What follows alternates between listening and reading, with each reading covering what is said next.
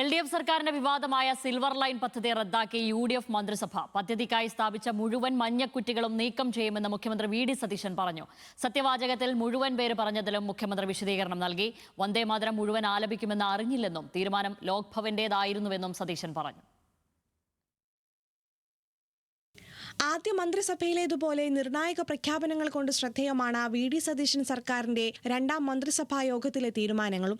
ജനകീയ പ്രതിഷേധം കൊണ്ട് വിവാദത്തിലായ കേരയിൽ പദ്ധതി പൂർണ്ണമായും റദ്ദാക്കുന്നതാണ് ഏറ്റവും പ്രധാനം. പദ്ധതി അംഗീകരിച്ചുകൊണ്ടും ഭൂമി ഏറ്റെടുക്കാനുമായി പുറപ്പെടുവിച്ച വിജ്ഞാപനങ്ങൾ റദ്ദാക്കും. മഞ്ഞക്കുറ്റികൾ നീക്കം ചെയ്യാൻ റവന്യൂ വകുപ്പിന് നിർദ്ദേശം നൽകി. കേരയിൽ വിരുദ്ധ സമരത്തിന്റെ ഭാഗമായി എടുത്ത മുഴുവൻ കേസുകളും പിൻവലിക്കാൻ കോടതിയോട് ശുപാർശ ചെയ്യും. കേരയിലിനോടാണ് വിയോജിപ്പെന്നും അതിവേഗ പാത നടപ്പാക്കുന്നത് പരിശോധിക്കുമെന്ന് മുഖ്യമന്ത്രി പറഞ്ഞു.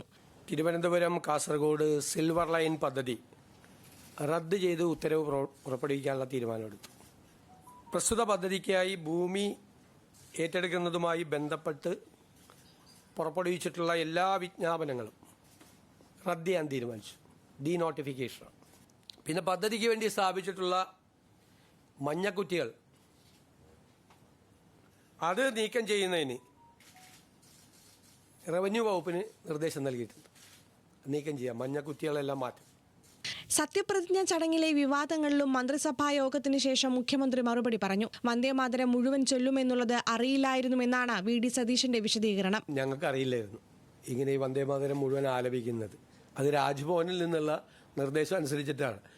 ഞാനും നിൽക്കുമ്പോഴാണ് കേൾക്കുന്നത്, മുഴുവൻ കേൾക്കുന്നത് ഞാനും നിൽക്കുമ്പോഴാണ് കേൾക്കുന്നത്. അതിൻ്റെ ഇടയിൽ ചെന്ന് തടസ്സപ്പെടുത്താൻ പറ്റുമോ? പിന്നെ അതിൻ്റെ ഇടയിൽ നിന്ന് ഇറങ്ങിയിട്ട് ഇത് അവസാനം ഇത് ആലപിക്കുമെന്ന് അറിയില്ല. അവസാനം സാധാരണ നാഷണൽ ആന്തമാണ് ചെയ്യുന്നത്. ഇതുകൂടി ആലപിച്ചു, നമ്മൾ അറിഞ്ഞുകൊണ്ടല്ല, നമുക്ക് അറിയില്ല. സത്യപ്രതിജ്ഞയിലെ മേനോൻ പരാമർശത്തെയും മുഖ്യമന്ത്രി ന്യായീകരിച്ചു. ഞാൻ എൻ്റെ അച്ഛൻ്റെ പേര് പറഞ്ഞ എന്താ കുഴപ്പം? എൻ്റെ അച്ഛൻ്റെ പേര് അതാണ്. എനിക്ക് അമ്മയുടെ പേര് കൂടി പറയാത്തതിൽ സങ്കടമുണ്ട്. ഞാൻ MLA ആകുന്നതിന് മുമ്പ് മരിച്ചുപോയവരാണ് രണ്ടുപേരും. എൻ്റെ അച്ഛൻ്റെ പേര് കൂടി പറയണമെന്ന് പറഞ്ഞത്. എൻ്റെ ഫുൾ നെയിം ഞാൻ വായിച്ചു. സാധാരണ അങ്ങനെയാണല്ലോ, ഇപ്പോൾ പാസ്പോർട്ടിൽ എഴുതുന്നത് അങ്ങനെയല്ലേ. എൻ്റെ അച്ഛൻ്റെ പേര് കൂടി ഞാൻ പറഞ്ഞു. അച്ഛൻ്റെ പേര് പറയാൻ വേണ്ടിയിട്ടാണ് ഞാൻ പറഞ്ഞത്. മന്ത്രിമാരുടെ വകുപ്പുകൾ തീരുമാനിച്ചതിൽ കാലതാമസം ഉണ്ടായിട്ടില്ലെന്നും ഗവർണർ സ്ഥലത്തില്ലാത്തതിനാലാണ് പട്ടിക കൈമാറാൻ വൈകിയത് എന്നുമാണ് മുഖ്യമന്ത്രിയുടെ വിശദീകരണം. കിഫ്ബി, PM ശ്രീ, മുതിർന്ന IAS ഉദ്യോഗസ്ഥർക്കെതിരെ കഴിഞ്ഞ സർക്കാർ എടുത്ത നടപടി എന്നിവയിൽ പുനഃപരിശോധന ഉണ്ടാകുമെന്ന സൂചനയും മുഖ്യമന്ത്രി നൽകി. ഓഗസ്റ്റ് 31 കാലാവധി തീരുന്ന PSC റാങ്ക് പട്ടിക നവംബർ 30 വരെ നീട്ടി. അടിയന്തരമായി ചെയ്യേണ്ട കാര്യങ്ങൾ ജൂൺ 1 മുതൽ 100 ദിന കർമ്മ പരിപാടിയിലൂടെ നടപ്പാക്കാനും മന്ത്രിസഭായോഗം തീരുമാനിച്ചു. ന്യൂസ് മലയാളം, തിരുവനന്തപുരം.